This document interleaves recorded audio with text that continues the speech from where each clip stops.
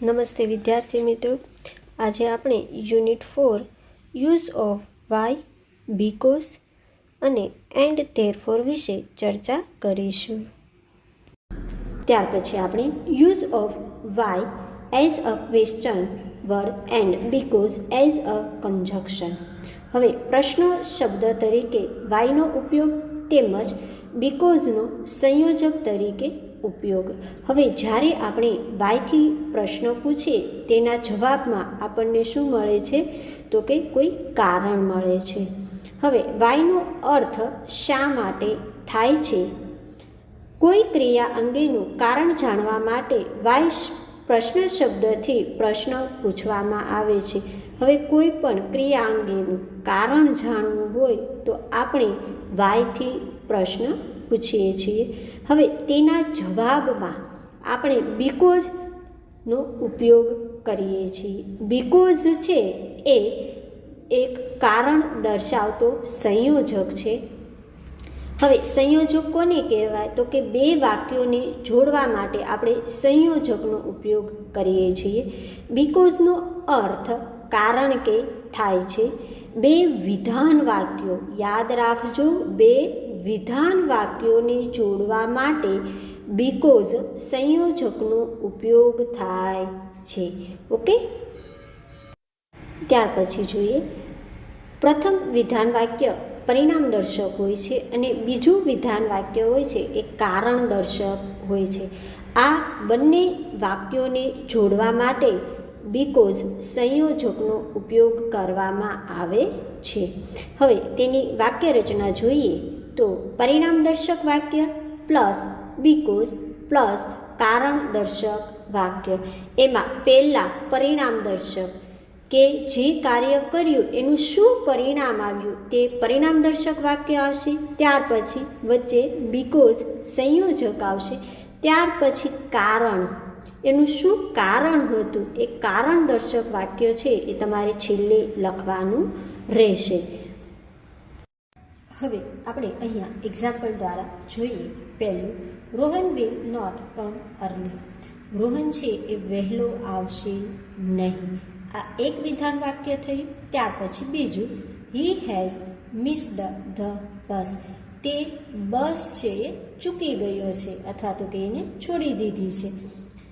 તો શું આવશે? તો કે આ બે વિધાન વાક્યો આપેલા છે. હવે એમાં તમારે ખાસ જોવાનું કે કયું વાક્ય છે એ પરિણામ દર્શક છે અને કયું વાક્ય છે એ કારણ દર્શક છે. હવે જો પરિણામ શું મળે છે તો કે Rohan will not come early. એનું પરિણામ છે કે રોહન છે એ વહેલો નહીં આવે. તો આ વાક્ય શું આવે? પરિણામ દર્શક વાક્ય આવશે. ઓકે, ત્યાર પછી અહીંયા એનું પરિણામ શું હતું? તો કે વહેલો નહીં આવે. કયા કારણથી? જો એનું કારણ શું હતું કે વહેલો નહીં આવે? તો he has missed the bus. તે બસ ચૂકી ગયો છે એટલા માટે. તો આ શું આવશે? કારણ દર્શક વાક્ય. તમારે તો ખાસ પહેલાં જોવાનું કે બે વાક્યો વાંચવાના, સમજી અને પછી જોવાનું કે કયું વાક્ય પરિણામ દર્શક છે અને કયું વાક્ય કારણ દર્શક છે. બીકોઝથી જ્યારે આપણે વાક્ય રચના કરીએ ત્યારે તેની વાક્ય રચના શું આવશે? તો કે પરિણામ દર્શક વાક્ય આવશે. ત્યાર પછી બીકોઝ આવશે. ત્યાર પછી શું આવશે? તો કે કારણ દર્શક વાક્ય. ઓકે, આ સ્ટ્રક્ચર છે એ તમારે ખાસ યાદ રાખવાનું રહેશે. જો સ્ટ્રક્ચર યાદ હશે તો તમે વાક્ય આગળ પાછળ આપેલા હશે તો તમે સારી રીતે બીકોઝથી વાક્ય બનાવીને લખી શકશો. હવે અહીંયા આપણને બીકોઝથી કયું છે? તો કે પહેલું વાક્ય પરિણામ દર્શક. તો આપણને અહીંયા પહેલાં આપી જ દીધું છે તો લખી દેવાનું Rohan will not come early. થયું? પછી બીકોઝ, તો પછી શું આવશે? તો કે he has missed the bus. હવે રોહન છે એ વહેલો આવશે નહીં, કારણ કે શું કામ કે તે બસ ચૂક્યો છે એટલા માટે. ઓકે, સોરી એ લખાઈ ગયું. ત્યાર પછી બીજું, કલા ઇઝ એબસન્ટ. કલા છે એ ગેરહાજર છે. She is not well. તેની તબિયત સારી નથી. હવે જો પહેલું વાક્ય કયું છે, શું પરિણામ છે એ જોઈએ. તો કે કલા એબસન્ટ છે. હવે એનું કારણ શા માટે એબસન્ટ છે, એ શા માટે એબસન્ટ છે, તો કે અહીંયા આપણને જવાબ મળે છે કે તેની તબિયત સારી નથી.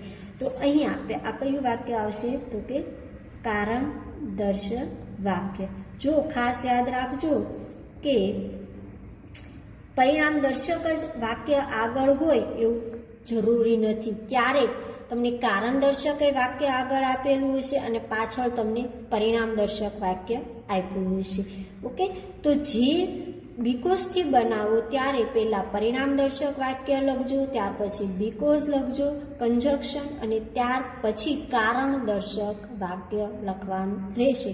હવે આપણે બનાવીએ કલા ઇઝ એબસન્ટ બીકોઝ. હવે જો બીકોઝ પછી જે સર્વનામ લખો ને એ સ્મોલ લેટર આવશે. એનો પહેલો મૂળાક્ષર she is not well. Okay, કે કલા છે એ ગેરહાજર છે કારણ કે તેણીની તબિયત સારી નથી. ઓકે, એ રીતે વાક્ય બનશે. હવે આપણે એક્ટિવિટી 1 જોઈશું. હવે જોઈએ, join the following sentence using because. હવે બીકોઝનો ઉપયોગ કરી અને વાક્યોને છે એ જોડવાના છે. ઓકે, હવે પહેલું, વી કાન્ટ ફ્લાય. આપણે ઉડી શકતા નથી. વી હેવ નો વિંગ્સ, એટલે કે આપણી પાસે પાંખો નથી. હવે તો શું આવશે કે પહેલું, તો કે પહેલાં તો એક સવાલ કરવાનો કે આપણે શા માટે ઉડી શકતા નથી. તો એનો જવાબ મળે છે કે આપણી પાસે પાંખો નથી. જ્યારે પણ વાક્ય કરો ત્યારે એક જ સવાલ કરવાનો કે આપણે શા માટે આમ નથી કરી શકતા. ઓકે, જે કંઈ આપ્યું હોય તે. તો અહીંયા આપણને આપ્યું છે કે વી કાન્ટ ફ્લાય, કે આપણે ઉડી શકતા નથી.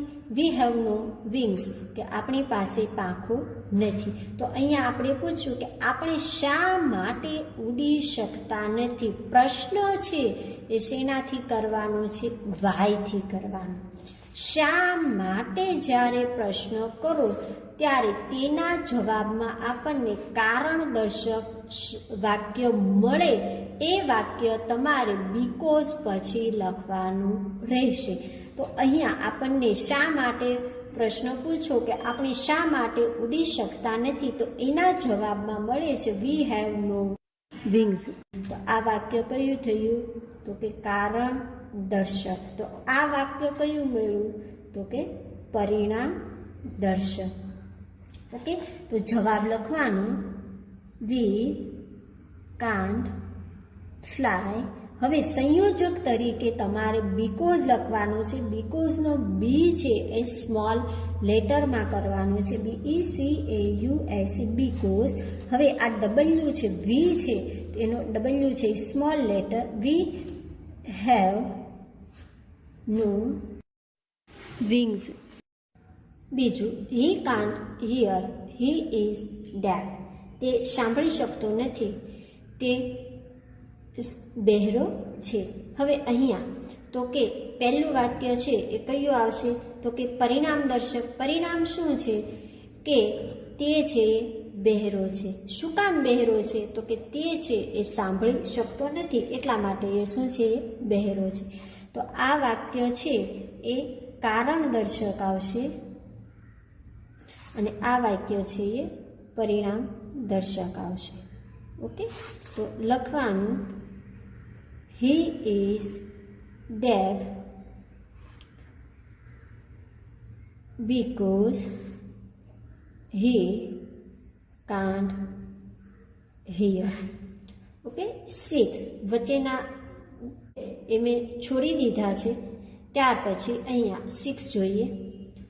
હી didn't wait, he has in a hurry, sorry he was in a hurry, કે તેણે રાહ જોઈ નહીં. શું કામ? કે તે ઉતાવળમાં હતો. હવે અહીંયા તેને શા માટે રાહ ન જોઈ? કારણ કે તે ઉતાવળમાં હતો. તો લખવાનું he didn't wait because he was in hurry. ઓકે, આ રીતે તમારે એક્ટિવિટી 1 છે એ પૂરી કરવાની છે. Activity 2, use the because in place of and therefore and rewrite the sentence. હવે અહીંયા તમને એન્ડ ધેરફોર આપેલું છે, તેની બદલે તમારે બીકોઝનો ઉપયોગ કરી અને વાક્ય છે એ બનાવવાનું છે. I have no specs and therefore, sorry અહીંયા થોડુંક સ્પેલિંગ મિસ્ટેક થઈ છે, and therefore I can't read. હવે જો મારી પાસે ચશ્મા નથી તેટલા માટે હું વાંચી શકતો નથી. હવે બીકોઝ અને ધેરફોર એ બંનેમાં શું ડિફરન્ટ છે તે આપણે જોઈ લઈએ. કે બીકોઝ છે, જ્યારે બીકોઝથી વચ્ચે કંજક્શન મૂકો ત્યારે તો કે પહેલું વાક્ય છે એ પરિણામ દર્શક હશે, ત્યાર પછી બીકોઝ અને ત્યાર પછીનું વાક્ય છે એ કારણ દર્શક. ઓકે, આ એક વાક્ય રચના. હવે એન્ડ ધેરફોર એમાં શું હશે? આ બંને આની કરતાં ઊંધું. એટલે કે પહેલું વાક્ય છે એ કારણ દર્શક આવશે, પછી તો કે એન્ડ ધેરફોર આવશે, પ્લસ પછી શું આવશે? તો કે પરિણામ દર્શક વાક્ય આવશે. ઓકે, બીકોઝમાં પહેલા પરિણામ દર્શક આવશે, પછી કારણ દર્શક આવશે. એન્ડ ધેરફોરમાં તો ઊંધું. શું આવશે? પહેલા કારણ દર્શક આવશે, પછી એન્ડ ધેરફોર અને પછી પરિણામ દર્શક વાક્ય આવશે. હવે જો તમને આ રીતે વાક્યો આપેલા હોય અને તમને કીધું હોય કે એન્ડ ધેરફોરની બદલે તમારે બીકોઝનો ઉપયોગ કરી અને વાક્યો છે એ ફરીથી બનાવવાના છે, તો તમને ઇઝી છે કે બીકોઝમાં પહેલાં પરિણામ દર્શક, પછી કારણ દર્શક, અને એન્ડ ધેરફોરમાં તો કે પહેલાં કારણ દર્શક અને પછી પરિણામ દર્શક. હવે અહીંયા એન્ડ ધેરફોરથી બનાવેલું છે એટલા માટે વાક્ય છે એ પહેલું કારણ દર્શક છે અને પછી પરિણામ છે. હવે જ્યારે બીકોઝથી બનાવો ત્યારે શું થઈ જશે કે પહેલાં વાક્ય પરિણામ દર્શક આવશે, આઈ કાન્ટ રીડ બીકોઝ. આ વાક્ય છે એ કયું છે? તો કે પરિણામ દર્શક છે એ તમારે પહેલાં લખવાનું થશે અને કારણ દર્શક પછી. શું કામ? તો કે અહીંયા આઈ લખવું ને, સર્વનામનો આઈ છે એ તમારે કેપિટલ લેટરમાં લખવાનો રહેશે. સર્વનામનો I have no specs. Okay, હવે અહીંયા એન્ડ ધેરફોર છે એટલે આ પાછળનું વાક્ય છે કયું છે? તો કે પરિણામ દર્શક વાક્ય છે એ પહેલાં લખવાનું અને કારણ દર્શક વાક્ય પછી લખવાનું. ક્યાં? તો કે બીકોઝથી જ્યારે બનાવો ત્યારે. હવે અહીંયા we have no wings and therefore we can't fly. કે શું કહે છે? આપણી પાસે પાંખો નથી. એન્ડ ધેરફોરનો અર્થ થાય તેટલા માટે આપણે ઉડી શકતા નથી. હવે અહીંયા તો કે વી can't fly because we have no wings.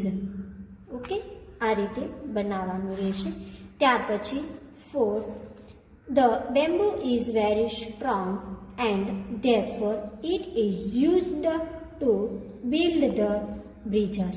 હવે બેમ્બુ એટલે કે વાંસ છે એ ખૂબ જ મજબૂત છે, તેટલા માટે એન્ડ ધેરફોર એનો અર્થ થાય છે તેટલા માટે કે તેનો ઉપયોગ છે એ પુલો બનાવવા માટે થાય છે. હવે જો અહીંયા આ રીતે તમને વાક્ય આપ્યું છે. હવે અહીંયા તમારે આ વાક્ય છે, કયું વાક્ય છે તો કે પરિણામ દર્શક વાક્ય છે એ પહેલાં લખવાનું છે. તો કઈ રીતે? તો કે અહીંયા તમને ઈટ આપી દીધું છે, ઈટ સર્વનામ આપ્યું છે. ઈટ સર્વનામ આપ્યું છે તો કયા આધારે? તો કે અહીંયા વાત કોની કરી છે? ધ બેમ્બુની, એટલે કે વાંસની વાત કરી છે. જ્યારે તમે આવી રીતે હોય, અહીંયા નામ આગળ આપી દીધું હોય અને પછીના વાક્યમાં તેનું સર્વનામ આપ્યું હોય, આગળનું સર્વનામ એટલે કે અહીંયા બેમ્બુ વિશે વાત કરેલી છે, એનું સર્વનામ અહીંયા આપણને ઈટ આપેલું છે. તો જ્યારે વાક્ય બનાવો ત્યારે અહીંયા સર્વનામ લખવાનું નહીં. અહીંયા તો કે જેના વિશે વાત કરી છે એ નામ તમારે પહેલાં લખવાનું, ધ બેમ્બુ ઇઝ. હવે અહીંયા ઈટને બદલે શું લખી દીધું? The bamboo is. પછી વાક્ય લખી દેવાનું, used to build the bridges. હવે પછી શું લખશું? બીકોઝ. વાક્ય શેનાથી બનાવવાનું છે?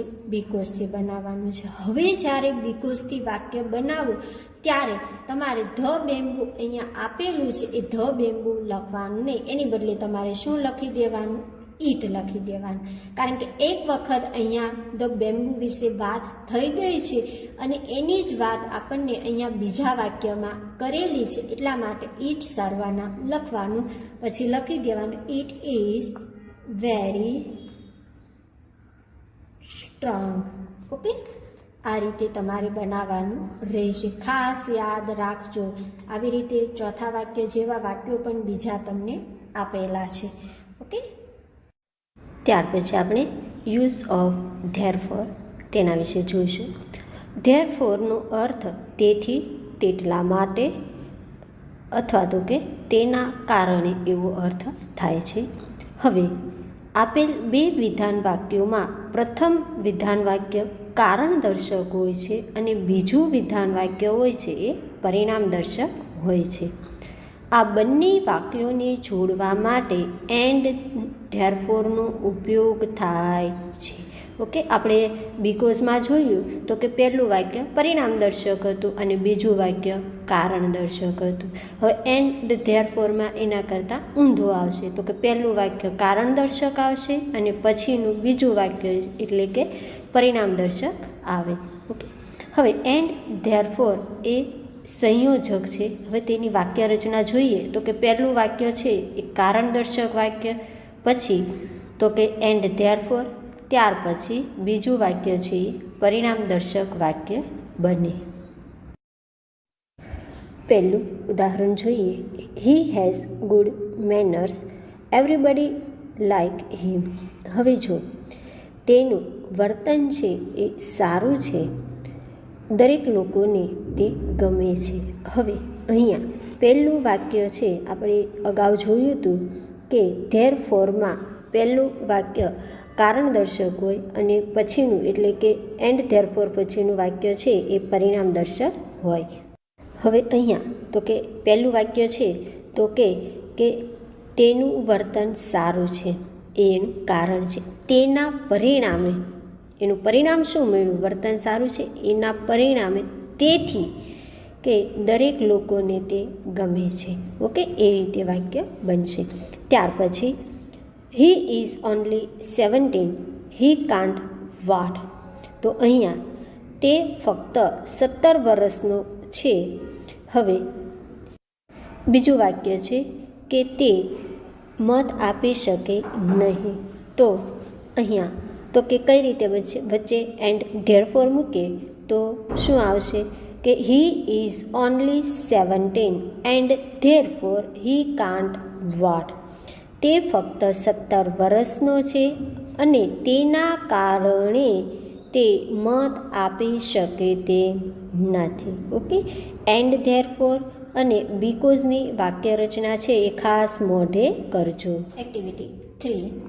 Use and therefore in place of because and rewrite the sentence. હવે અહીંયા આપણને because આપેલો છે તેની બદલે તમારે એન્ડ ધેરફોરનો ઉપયોગ કરી અને વાક્યો છે એ ફરીથી બનાવવાના છે.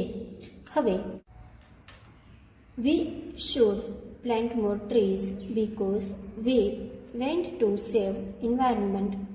કે આપણે છે એ વધારે વૃક્ષો વાવવા જોઈએ કારણ કે આપણે વાતાવરણને છે એ બચાવવું જોઈએ. ઓકે, તો શું આવશે કે અહીંયા બીકોઝ છે, બીકોઝની બદલે તમારે શું લખવાનું છે? And therefore. હવે એન્ડ ધેરફોરથી જ્યારે વાક્ય બનાવો ત્યારે વાક્યમાં પહેલું વાક્ય છે એ કારણદર્શક વાક્ય છે, એ પહેલાં આવશે. કારણદર્શક વાક્ય કયું છે? તો કે આપણે વાતાવરણને બચાવવું જોઈએ. તો લખવાનું we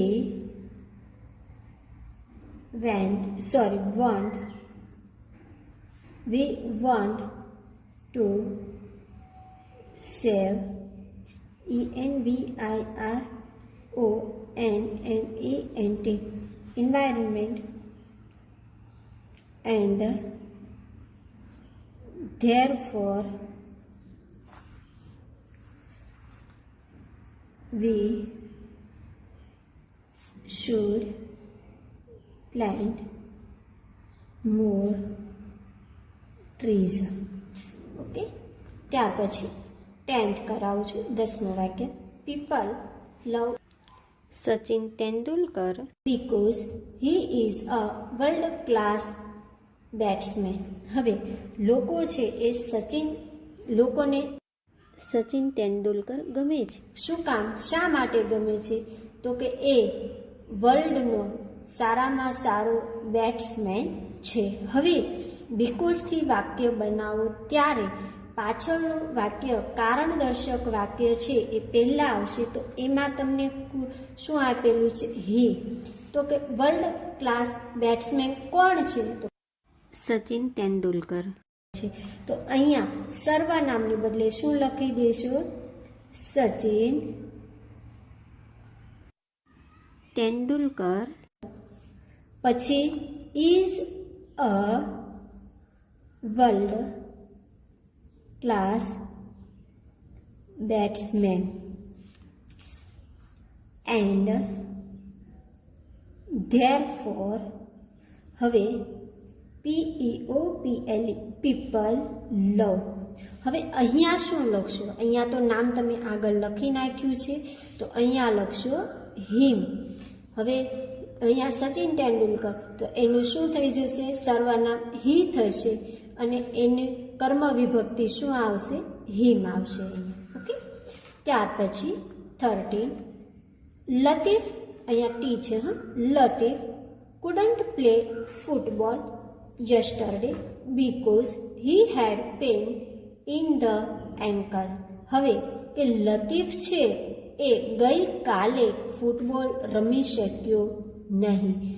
શા માટે ન રમી શક્યો? કારણ કે પગની ઘૂંટણમાં તેની દુખાવો હતો. હવે અહીંયા બીકોઝ છે. હવે જ્યારે એન્ડ ધેરફોરથી વાક્ય બનાવો ત્યારે અહીંયા કારણદર્શક વાક્ય છે એ પહેલાં આવશે. હવે જો અહીંયા હી આપેલું છે, વાત કોની કરી છે? લતીફની કરી છે. તો પહેલાં અહીંયા નામ લખી દેવાનું. લતીફ હેડ પેઇન ઇન ધ એન્કલ. હવે એન્ડ ધેરફોર હી, લતીફની બદલે અહીંયા સર્વનામ હી લખી દે, કારણ કે એક વખત અહીંયા લતીફ લખાઈ ગયું છે, પાછળ એની જ વાત કરવામાં આવી છે, એટલા માટે અહીંયા હી સર્વનામ. He couldn't play football yesterday. Okay, એટલું યાદ રાખવાનું કે જો વાક્યમાં તમને ઇન પ્લેસ આપ્યું હોય કે આની બદલે આનો ઉપયોગ, બીકોઝની બદલે એન્ડ ધેરફોરનો ઉપયોગ કરો, અથવા તો કે એન્ડ ધેરફોરની બદલે બીકોઝનો ઉપયોગ કરો, તો વાક્યને તમારે ઉલટા સુલટી કરી નાખવાના. પાછળનું વાક્ય પહેલાં લખવાનું, પહેલાંનું વાક્ય પાછળ લખવાનું. એના માટે ખાસ તમારે આ વાક્ય રચના છે એ યાદ રાખવી પડશે. ઓકે. ત્યાર પછી activity 4, write Gujarati meanings of the words given below and use them in your own sentence. હવે અહીંયા તમને કેટલાક સ્પેલિંગ આપેલા છે, તેનો તમારે ગુજરાતી અર્થ લખી અને તમારે તમારી રીતે વાક્યો બનાવવાના છે. કઈ રીતે? તો કે આ શબ્દોનો ઉપયોગ કરી અને તમારે વાક્યો બનાવવાના છે.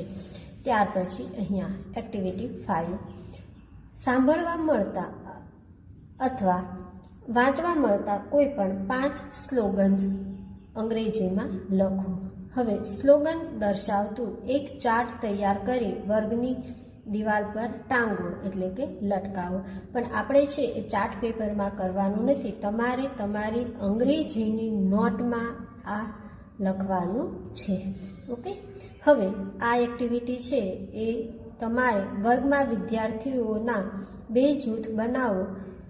તેમાં એ જૂથનો વિદ્યાર્થી બી જૂથના વિદ્યાર્થીને વાયથી પ્રશ્ન પૂછશે. બી જૂથનો વિદ્યાર્થી બીકોઝ શબ્દોનો ઉપયોગ કરી અને ઉત્તર આપશે. જ્યારે આપણે સ્કૂલ શરૂ થશે ત્યારે આપણે આ એક્ટિવિટી કરીશું. ઓકે. ત્યાર પછી એવી જ રીતે એન્ડ ધેરફોરમાં કરીશું. અને ત્યાર પછી activity 8, fill in the blanks using the proper word and make slogans meaningful.